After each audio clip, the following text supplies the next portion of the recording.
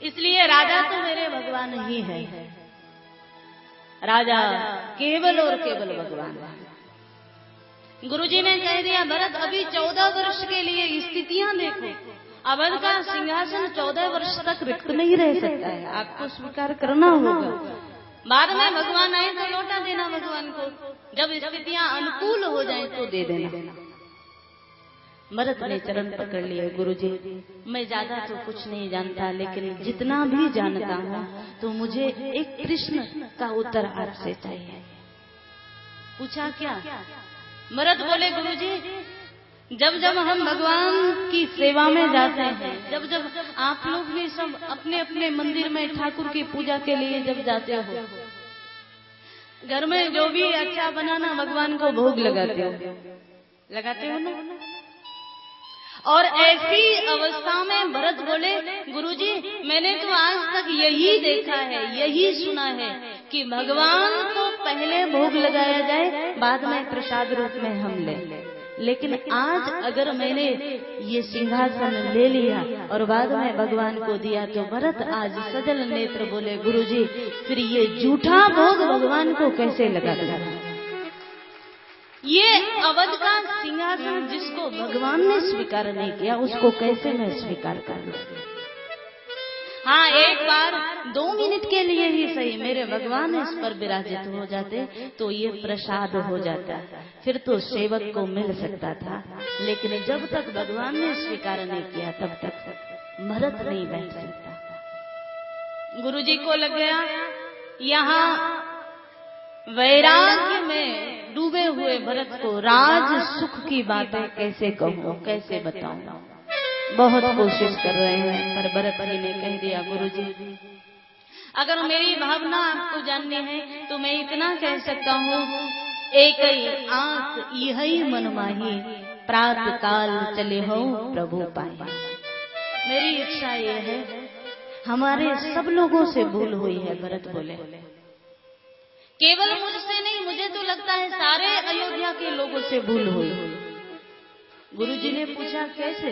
और तब भरत बोले, गुरुजी एक व्यक्ति अगर कोई गलत बात कह दे, गलत निर्णय कर ले और हम लोग उसकी गलत बात को मान लें तो उसने तो गलती की ही जिसने गलत बात की। उससे भी ज्यादा गलती उसकी है जिसने उसकी गलत बात को स्वीकार कर लिया। भरत बोले, गुरुजी क्या अभी तक की रघुवंश की परंपरा में ऐसा कभी हुआ?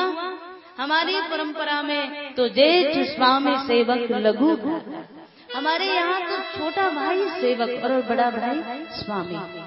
और ऐसे विमल वंश की परंपरा में पहला अनुचित घटा जब कैकेयी ने कहा कि भरत को राज्य दो।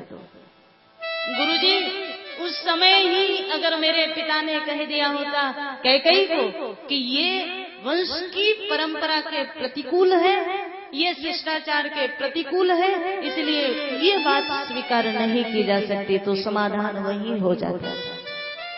पिता ने स्वीकार कर लिया। बाद में आप सब लोगों ने मिलकर के, भरत बोले, मेरे भगवान को वन भेज दिया, ये सबसे बड़ा कैकेयी की गलत बात का समर्थन आपने करके मुझे लगता है सबने गलती की है। भरत बोले, और मुझे लगता है अगर आप कहते कि नहीं पिता के माता के वचन को निभाना चाहिए, तो भरत बोले फिर एक बात बताए, कैकेयी ने जो वरदान मांगा उसका क्रम क्या था? गुरुजी ने कहा पहले तुम्हारे लिए राज्य मांगा, दूसरे वरदान में तापस वेश विशेष उदासी, दूसरे वरदान में भगवान के लिए वन मांगा। भरत बोल पड़े, गुरुजी तो अगर जब सारी चीज निभाने की बात कही जा रही है तो आपसे मैं क्षमा मांगते हुए पूछ रहा हूँ कि फिर कैकेयी के मांगे हुए वरदानों के क्रम को आप लोगों ने क्यों तोड़ दिया? पहले मुझे राज्य मांगा था, तो भरत बोले पहले मुझे बुलाना चाहिए था, पहले मुझे अवध का राज्य दे दिया होता, फिर मैं भी तो देखता, जब मैं राजा बन जाता तो मैं भी तो इस विषय को देखता कि मेरे भगवान को अयोध्या से कौन निकाल सकता है। भरत बोले, आप सब लोगों ने क्रम तोड़ दिया और मुझे वचन निभाने की सब लोग कह रहे हैं। भरत बोले मुझे लगता है केवल और केवल इस अयोध्या के सिंहासन का नहीं, संसार के सिंहासन का भी एक ही मालिक हो सकता है और वो मेरे भगवान हैं, और इसीलिए इस सिंहासन पर मैं नहीं बैठ सकता। सबके सामने प्रार्थना कर दी। एक ही प्रार्थना मेरी है, प्रातः काल हम सब लोग चलें भगवान।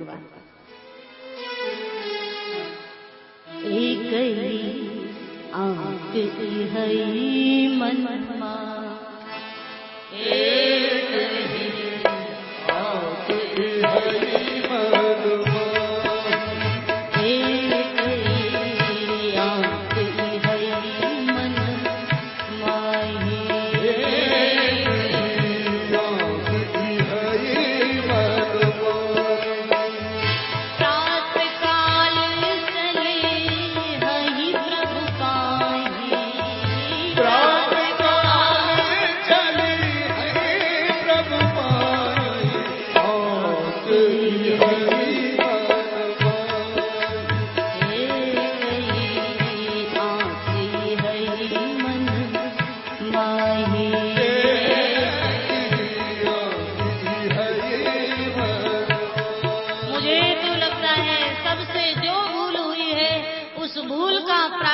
एक ही रूप में हो सकता है, हम लोग प्रातः काल ही भगवान की ओर चल पड़े। रात्रि आज सारे लोगों को ये बड़ा प्यारा लगा, और जब प्यारा लगा तो सबने एक साथ समर्थन कर दिया, भरत भैया हम भी आपके साथ भगवान के पास जाना चाहते हैं। भरत ने सबकी बात को समर्थन को स्वीकार किया। निर्णय हुआ कल प्रातः काल भगवान की ओर हम लोग चलेंगे। एक रात्रि विश्राम यह हुआ और रात्रि भर भरत को नींद नहीं आती। रात्रि भर भरत सोचते रहे, यद्यपि हम लोग जा रहे हैं भगवान के पास, लेकिन पीछे अयोध्या के राज्य को किसके भरोसे छोड़कर जाऊं?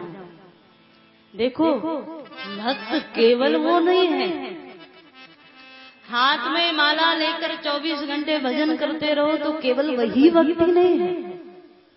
भरत ने यहाँ दिखाया कि अगर तुम भगवान को मालिक मान रहे हो तो बाद में जो भी है ये सब भगवान का है, और भगवान की वस्तु का कहीं कोई हानि न हो जाए, ये भी ध्यान रखना भक्त का कर्तव्य है।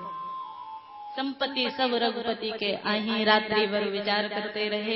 2-4-10 विश्वास पात्र लोगों को छोड़ दिया अयोध्या में, और यहाँ से प्रातः काल भगवान के दर्शन की यात्रा प्रारंभ हो रही है। कैकेयी और मंथरा भी आ गए। भरत ने आज इस राम दर्शन यात्रा में कैकेयी और मंथरा को भी शामिल कर लिया। 2 कारण हैं। एक तो भरत को लगा कि जिस कैकेयी और मंथरा के कारण ये सब घटना घटित हो गई, सब लोग जिसके परिणाम को भोग रहे हैं, तो वहाँ कैकेयी और मंथरा को भी उस भोग में शामिल होना चाहिए ना, इसलिए शामिल कर लिया। और दूसरी बात भरत को लगा,